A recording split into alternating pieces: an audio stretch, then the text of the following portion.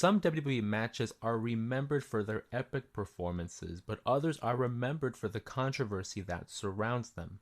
Get ready to relive some of the most talked about wrestling matches of all time as we dive into the top 5 most controversial matches that shook the world of wrestling. And of course, if you're a fan of professional wrestling like I am, make sure you like the video and subscribe to the channel for more pro wrestling content like this on YouTube. Number 5, The Undertaker vs. Brock Lesnar, WrestleMania 30.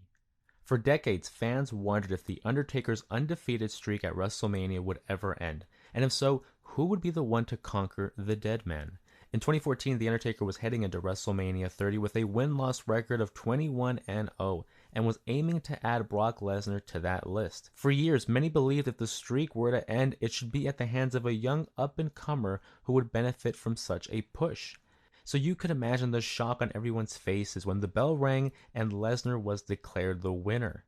In a match that saw The Undertaker suffer a concussion, leaving officials wondering how he finished the match, Lesnar would be the one in 21-1. In the years that followed this match, fans have speculated whether this was the original plan or was it an audible as a result of Calloway's concussed state. Others have criticized the decision to end the streak as it should have been the one time a legend does not go on his back.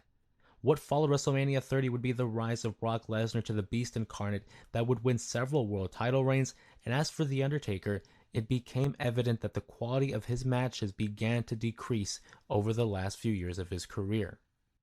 Number 4, Yokozuna vs. Hulk Hogan, WrestleMania 9. In 1993, the WWE was in the midst of a transition as the stars of the 80s began to be pushed down the card in favor of stars like Bret Hart, Shawn Michaels, and the latest rising star, Yokozuna.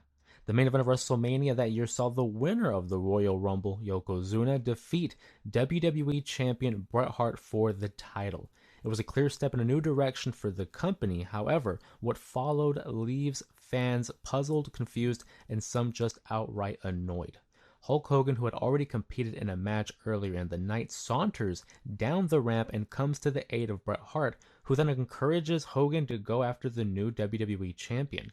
This leads to an impromptu match for the title that ends in seconds, with Hogan winning the WWE championship to close out the show.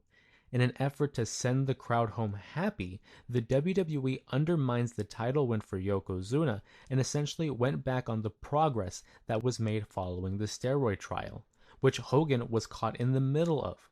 Whether this was a political ploy by the Hulkster or another misstep in the mind of McMahon, it is still amazing to think the powers that be thought this was a logical ending to the night.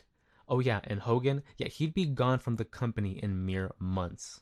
Number 3. Wendy Richter versus the Spider Lady.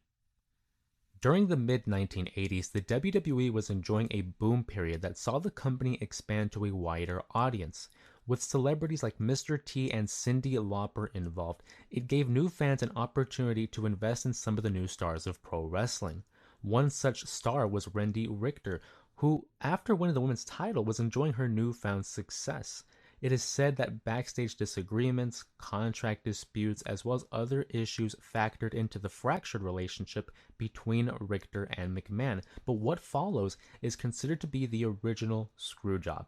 Richter was scheduled to defend her women's title against a masked wrestler known as the Spider Lady, and during the match, the Spider Lady places Richter in a pinning situation to which Richter revealed that Richter's longtime rival, the Fabulous Moolah, was under the mask, and that the entire match was a scheme to strip Richter not only of the title, but essentially her spot in the company. Number 2, The Undertaker vs. Mankind, King of the Ring, 1998. You know the typical question of, this isn't real, right? Well, if you ask Mick Foley this question, I'm sure he will at some point bring up his legendary Hell in a Cell match with The Undertaker. Widely considered to be the match that most wrestling fans show their friends, this match manages to surprise longtime viewers to this day. There was no backstage drama or politicking that takes place. No, this match is on the list for the sheer insanity that is the bumps that Mick Foley receives. the fall from the top of the cell to the announcer desk, the chokeslam through the cell, the thumbtacks, and the amount of injuries that are sustained throughout the 17-minute car crash that is Hell in a Cell. Dislocated shoulders, concussions, a fractured foot, and one lost tooth, all a part of a moment in time and a match that we will never see again in the WWE. And at number 1, Bret Hart vs. Shawn Michaels, Survivor Series 1997. I mean, come on, this had to be number 1, right? Two heated rivals gunning for the top spot in the company, the real-life heat between Bret and Shawn permeated through the screens, and the inclusion of Hart's contract dispute only added fuel to the fire. The then WWE champion Bret Hart was intending to leave the company for WCW, but refused to drop the title to Shawn Michaels. McMahon would not give in, and rather than appease Bret Hart or even risk having him leave with the title, orchestrates the Montreal Screwjob. Only a select few were aware of the plan, but in a similar fashion to Wendy Richter, Bret Hart would be declared the loser without actually losing the matchup. Upon being placed in the sharpshooter, referee Earl Hebner calls for the bell, claiming the hitman submitted. Still, some wonder whether this was a work or was it a true screw job, but regardless, it led to the creation of the McMahon on-screen character and created a domino effect that would see the WWE defeat WCW in the Monday Night Wars. And that's my list. What did you guys think about the list? If there's any matches that I left off of the list, make sure to share them in the comments below. And if you enjoyed the video, give it a thumbs up and subscribe to the channel for more pro wrestling content like this on YouTube.